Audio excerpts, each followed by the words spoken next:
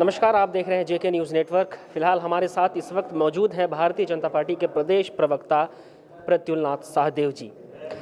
सहदेव जी, सबसे पहला मेरा सवाल रहेगा कि झारखंड में इन दिनों रैयतों के साथ जो व्यवहार किया जा रहा है, जो अंचल पदाधिकारी हो या फिर जो कागज़ में जो हेरा फेरी हो रही है, इसमें बहुत ही एक जो आम जनता का सवाल है कि इसमें सरकार अनदेखी कर रही है, इन पर कोई कार्रवाई नहीं कर रही है। कल पिछले दिनों मांडर विधायक बंधु तिर्की ने भी आवाज़ उठाई कि इस विषय पर उन्होंने प्रकाश डाला कि सरकार जो है, हेमंत सरकार इस पर कार्रवाई करे, इसको देखे। भारतीय जनता पार्टी अब तक इस पर कोई उस तरह की कार्रवाई या उस तरह की कोई भी पहल नहीं दिखा रही है, क्यों?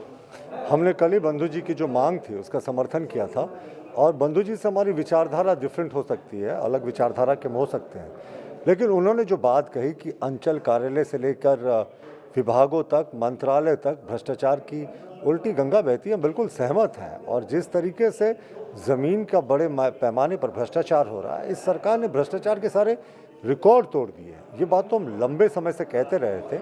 अब तो असंबद्ध विधायक बंधु तिर्की जी जो सरकार को सहयोग कर रहे हैं, अब वो भी इसी बात को कह रहे हैं कि सरकार में बड़े पैमाने पर भ्रष्टाचार व्याप्त है। तो जब सरकार को सहयोग कर देने वाला एक सहयोगी विधायक इस बात को कह रहा हो तो आप असलियत समझ सकते हैं। लेकिन आप निश्चिंत रहें, ये सरकार कोई कार्रवाई नहीं करने वाली, क्योंकि भ्रष्टाचार के प्रति इनका क्या नज़रिया आप इससे समझ सकते हैं कि लोकायुक्त सबसे बड़ी संस्था होती है भ्रष्टाचार को चेक करने के लिए।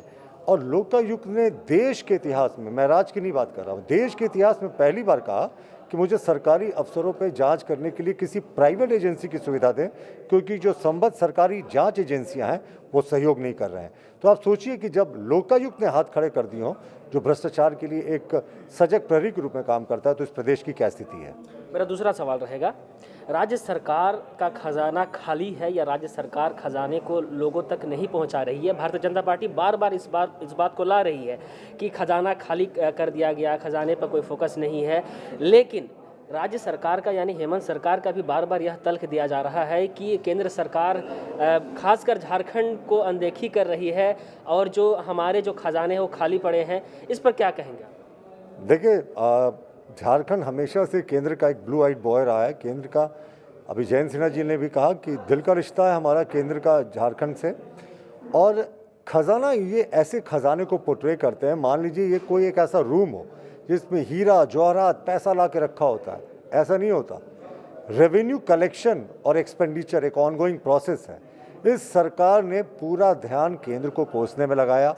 केंद्र से जो सहायताएं मिली, हमने कई बार कहा कि केंद्र ने आपको कई सौ करोड़ की सहायता दी है कोविड से लड़ने के लिए, अब श्वेत पत्र जारी कीजिए कहाँ से होगा।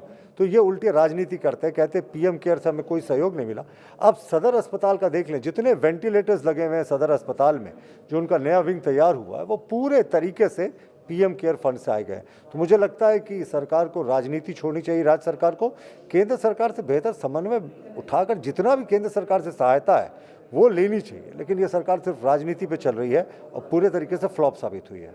मेरा तीसरा सवाल रहेगा और आखिरी सवाल रहेगा कि बिहार की विधानसभा चुनाव में आपने यानी भारतीय जनता पार्टी ने शानदार प्रदर्शन किया और जदयू के साथ अच्छा एक तालमेल के साथ एक गठबंधन वाली सरकार बनाई, जिसमें नीतीश कुमार मुख्यमंत्री बने।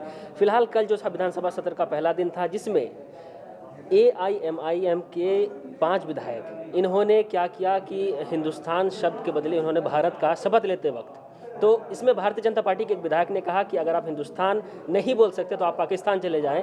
तो क्या झारखंड भारतीय जनता पार्टी क्या कहेगी इस टिप्पणी, इस बात को लेकर, इस मुद्दे को लेकर? इन्हें पाकिस्तान भी नहीं, इन्हें तो तालिबान वाले अफगानिस्तान भेज देना चाहिए।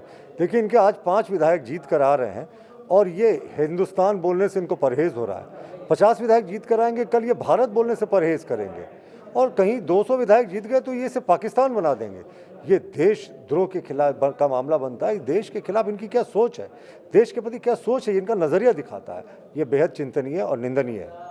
चूँकि शपथ ग्रहण के दौरान ऐसे 5 भाषाओं में शपथ ली गई थी और उसमें कई बार भारत शब्द का इस्तेमाल भी हुआ गया, तो इससे बीजेपी को क्या दिक्कत है? या भारत के, हिंदुस्तान के, इंडिया के, इससे क्या दिक्कत होना चाहिए? नहीं, जब पर्टिकुलरली आप कहेंगे कि हम हिंदुस्तान नहीं मानते, हिंदुस्तान हमारे लिए नहीं है, ये आप हमारी सांस्कृतिक विरासत का अपमान कर रहे हैं। मैंने कहा ना, आज 5 विधायक है तो ये हिंदुस्तान नहीं मांग रहे, कल भारत नहीं मानेंगे और परसों किसी भी देश को नहीं मानेंगे, इस देश का नाम बदल देंगे।